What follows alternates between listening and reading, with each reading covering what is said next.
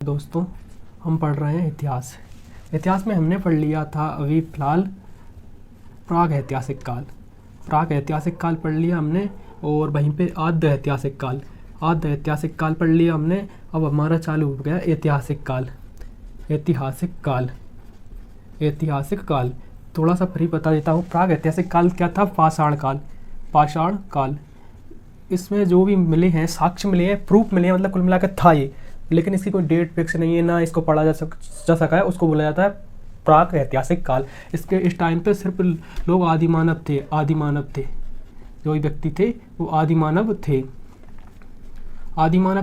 और खाना बदोश थे, बिल्कुल खाना पर आधारित थे इस टाइम के व्यक्ति जो भी थे, और उनको खाने के अलावा कुछ नहीं था, इसलिए वो प्राग ऐतिहासिक काल है। और शुरुआत का काल है। जो भी लोग थे तो ये इधर उधर विचरण करते रहते थे, और जैसे खेती स्टार्ट हुई तो फिर आद्य ऐतिहासिक काल चालू हो गया। इसमें सबसे पहले अपन पढ़ेंगे सिंधु सभ्यता। जो पढ़ लिया अपन ने सिंधु सभ्यता ये चली थी अपनी 2500 BC से, 2500 ईसा पूर्व, 2500 BC से चली थी अपनी ये 1750 1750 BC तक। इसके बाद ऐतिहासिक काल अपन पढ़ रहे हैं ऐतिहासिक काल में पढ़ा हमने वैदिक काल, और इसके बाद पढ़ेंगे हम महाजनपद।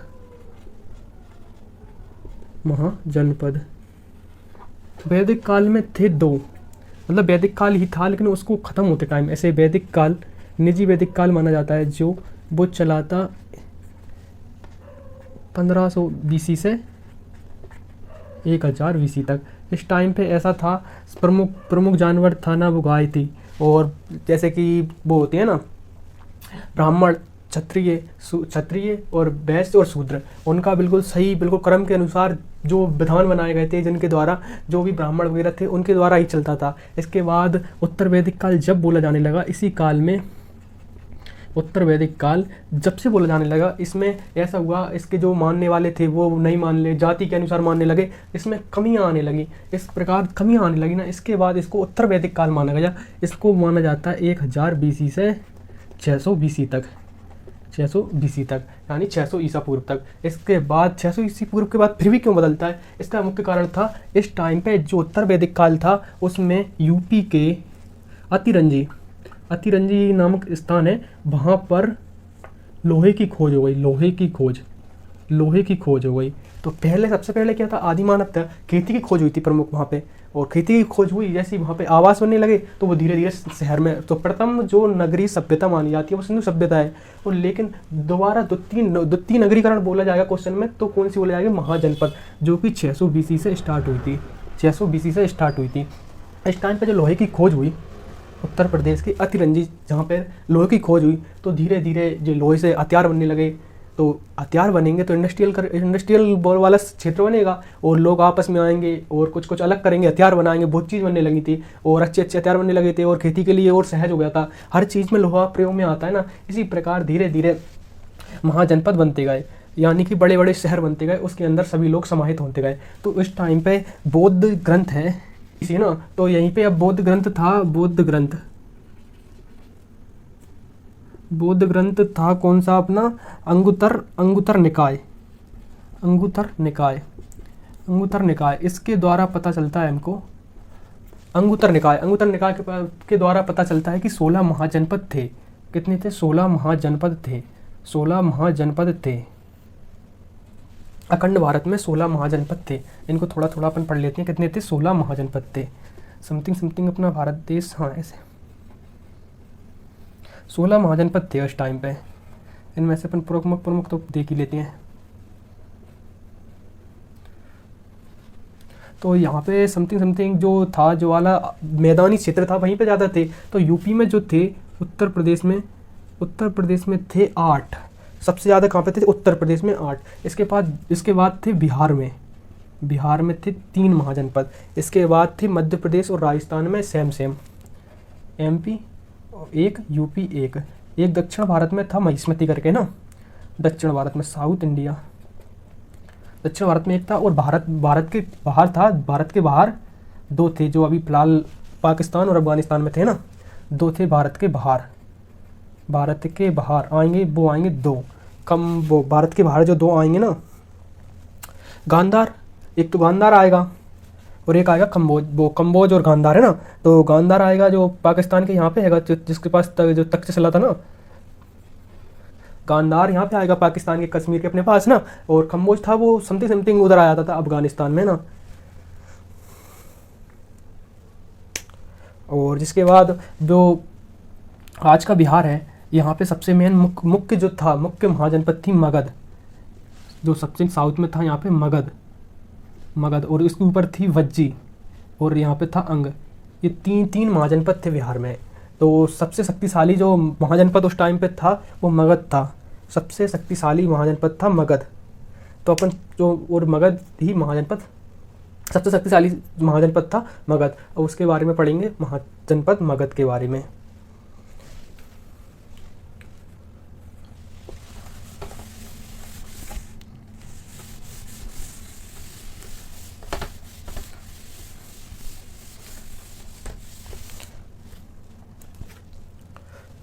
जैसा कि अपन पढ़ रहे हैं महाजनपद के बारे में, महाजनपद जो कब स्टार्ट हुआ था, 600 ईस्वी पहले, मतलब 600 BC, 600 ईसा पूर्व, BC मतलब जो ईसा पूर्व है ना, 600 BC में स्टार्ट हुआ था समथिंग है ना। तो इस टाइम पे मुख्य महाजनपद था वो पड़ता था बिहार में। क्या नाम था? मगध। ऊपर थी वज्जी और एक इधर था अंग, सबसे ईस्ट में यानी पूर्व में था अंग, और जो मगध था वो साउथ में था। तो इस टाइम मगध में जो उस टाइम पे वंश राज कर रहा था वो वंश था हर्यक वंश। कौन सा वंश था? जो सबसे पहले ऐतिहासिक काल में जो भी लिखे हुए साक्ष्य मिलती हैं उसके अनुसार पता चलता है जो सबसे पहले यहाँ का राजा बताया गया वो हर्यक वंश था। हर्यक वंश के राजा हुआ करते थे। हर्यक वंश अपन इतिहास में स्टार्ट करते हैं तो हर्यक वंश से ही स्टार्ट करते हैं ना, तो हर्यक वंश। तो हर्यक वंश में जो उनका शासक था वो था बिंबिसार।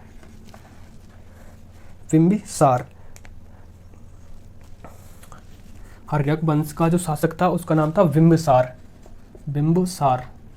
तो बिंबिसार वैसे बहुत चालाक शासक था। ये वैसे ज़्यादातर ना ये अधिक जैन धर्म को फॉलो करने वाला व्यक्ति था। बिंबिसार था वो जैन धर्म को मानता था। और बिंबिसार ने क्या किया, सबसे पहले इसने, ये मगध का तो राजा था ही, इसने इसकी बज्जी की राजधानी थी वैशाली। ये तो गंगा नदी बह रही है, इसके साइड में थी वैशाली उसकी राजधानी थी। उस पर इसने धावा बोल दिया और ये वहाँ पे हार गया। वैशाली पे युद्ध कर दिया इसने। क्या किया? युद्ध किया वैशाली पे, और वहाँ से क्या हुआ, ये हार गया और वापस आ गया। और कुछ क्षेत्र ना उसका क्षेत्र कब्जा कर पाया ये, ना इसका क्षेत्र उसने कब्जा किया। कुल मिला के ये हार हो गई और इसको आने पर बेबस कर दिया। ये वापस आया, इसने दिमाग लगाया, इसने क्या किया कि ऐसे तो अब कुछ हो नहीं रहा, अपनी जो वो थी पावर घट चुकी है, एक बार हारने से जो पावर घट जाती है। इसके बाद इसने अंग को मिला लिया, अंग को वैवाहिक वो बना लिया उसने। इधर काशी से इसने वैवाहिक वो किए। काशी जो राजपूत राजा हुआ करते थे ना, वो भी तो आपस में वैवाहिक संबंध बना लेते थे। ऐसे ही इस टाइम इसने पहले वैवाहिक संबंध स्थापित किए। काशी से किया, काशी से प्रमुख जो थे, काशी से इसने विवाह किया और उसको वैवाहिक संबंध बना लिए, तो वो इसका साथ देने लगा। और इसी टाइम पे क्या हुआ, इधर मध्य प्रदेश में अवंती महाजनपद के राजा थे। जो अवंती महाजनपद था उसके राजा थे बहुत, उनको खतरनाक रोग हो गया, असाध्य रोग हो गया। अवंती के राजा को असाध्य रोग हो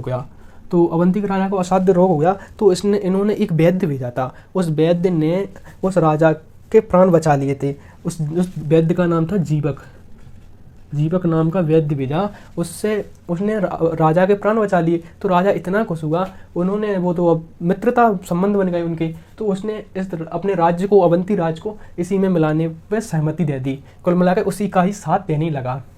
तो मगध तो बढ़ता जा रहा है ना, मगध का क्षेत्रफल बढ़ता जा रहा है, वैवाहिक संबंध कर लिए और वैसे भी उसका क्षेत्र बढ़ गया।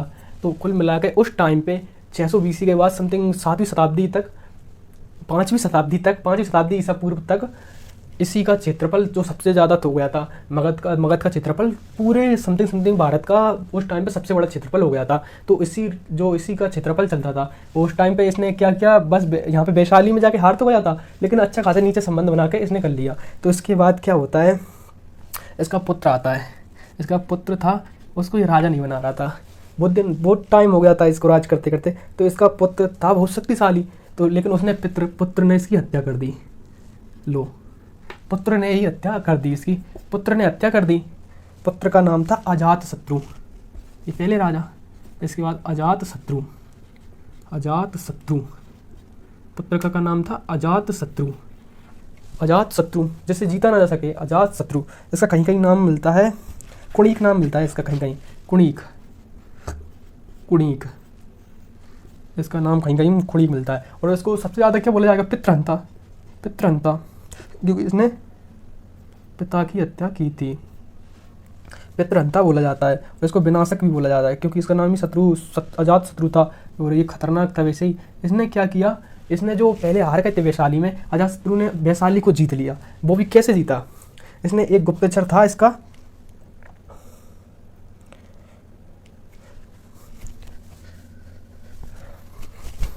इस अजातशत्रु था, उसने एक गुप्तचर लगाया वर्षकार को,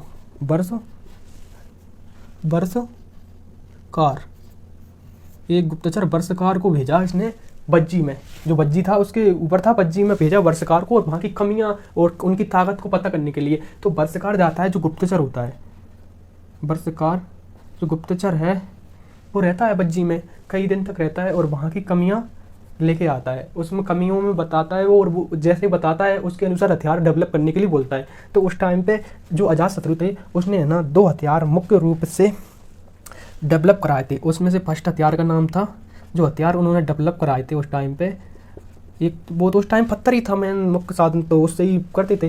तो उस हथियार फेंकने वाला उन्होंने वहाँ कमी निकालनी थी बज्जी की, तो इन्होंने हथियार बनाए थे। एक था रत्मूसल, एक रत्मूसल, क्या था, रत्मूसल नामक हथियार डेवलप किया। और वही महाशील कंटक, ये क्या था, पत्थर फेंकने के लिए था। विशाल का जो पत्थर होते थे उनको फेंका जाता था सैनिकों के ऊपर, महाशील कंटक। तो इसने जो हथियार डेवलप कर लिए तो उसकी कमजोरी बज्जी की पता चल ही गया। तो अब इसने क्या किया, मगध के जो राजा थे अजातशत्रु ने बज्जी पर पुनः आक्रमण किया, युद्ध इन्होंने पुनः आक्रमण किया वैशाली पर। पहले आक्रमण कर चुके थे इनके पिताजी जो थे बिंबिसार, उन्होंने भी किया था, तो लेकिन इन्होंने पुनः आक्रमण किया और वैशाली को जीत लिया। अब ये शक्तिशाली पहले ही थे, शक्तिशाली होते जा रहे थे, अब अजातशत्रु बहुत शक्तिशाली हुए। अब क्या हुआ, अब शक्तिशाली हुए, अब इनका वर्चस्व था, तो ये भी है ना सत्ता में ज़्यादा रहना चाहते थे, इसलिए ये भी अपने पुत्र को क्या कर रहे थे, अपने पुत्र को नहीं बनाना चाहते थे। बहुत टाइम हो गया तो इनके पुत्र चले, इनके पुत्र ने भी इनकी हत्या कर दी। इनके पुत्र थे उदयन, तीसरे राजा हैं उदयन। भैया उदयन भी कब तक रुके, उदयन ने सोचा कब तक रुकूंगा मैं, उसकी भी उम्र निकलती जा रही थी, तो उदयन इनकी हत्या कर देता है। उदयन ने हत्या कर दी अजातशत्रु की। तो बेसिकली बात है, ये भी पितृहंता है ना, पितृहंता। अजातशत्रु भी था, अजातशत्रु ने भी उसके पिताजी की हत्या की थी, तो उदयन ने भी उसके पिता की हत्या कर दी। अतः उदयन वैसे इसने तो शक्तिशाली शासक था, लेकिन उदयन था एक सामान्य शासक था। इसके बारे में ज़्यादा डीपली पढ़ना ही नहीं अपने को, क्योंकि सामान्य था। इसने एक मुख्य कार्य किया था, क्या किया था, पाटलिपुत्र की स्थापना की थी। आज का जो आप पटना देखते हो उसकी वो स्थापना उदयन ने की थी, पाटलिपुत्र की स्थापना उदयन ने की थी। लेकिन इसके साथ क्या हुआ पता है आपको, इसकी पता नहीं किसने हत्या कर दी, कुछ पता ही नहीं चला। इसकी हत्या हो गई, इसी की भी हत्या हो गई। इसने उसके पिता की हत्या की थी, इसकी भी हत्या हो गई और पता ही नहीं चला। इसने सब कुछ बड़ा काम किया था, तो इसमें पढ़ते अपन पाटलिपुत्र की स्थापना इसी ने की थी। पाटलिपुत्र की स्थापना किसने की थी, उदयन ने। अब जो चौथा शासक आता है इनका, वो आता है नागदशक।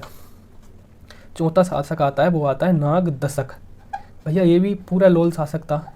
कुल मिलाकर इसमें मुख्य शासक हुए हैं, वो मेन है बिंबिसार, दूसरे हैं अजातशत्रु के बारे में अपने अभी ये नहीं पढ़ पाया। अजातशत्रु ने पहली बौद्ध संगीति भी कराई थी। क्या, बौद्ध संगीति, पहली जो बौद्ध संगीति हुई थी वो भी इन्हीं के टाइम पीरियड में हुई थी, और इसी टाइम पे इन्होंने बौद्ध धर्म अपना लिया था। तभी से ये बौद्ध धर्म अपनाने लगे थे, और इन्हीं के टाइम में बौद्ध संगीति हुई थी। कहाँ पर, राजगिरी में हुई थी, ये बिहार में ही पड़ता है, उस टाइम पर मगध में आता था। तो अब इनका क्या हुआ, तो इनकी हत्या कर दी उदयन ने। उदयन की हत्या पता नहीं किसने कर दी, पता ही नहीं चला उसका तो। और इसके बाद आते हैं नागदशक राजा बनते हैं। नागदशक भी एक बिल्कुल असामान सफा वैसा लोल शासक था। इसका पता है, इसका सेनापति था, इसका सेनापति था शिशुनाग। सेनापति था शिशुनाग, बहुत चालाक शासक था शिशुनाग। सेनापति भी चालाक था लेकिन वही शासक बनता है। शिशुनाग बहुत चालाक था,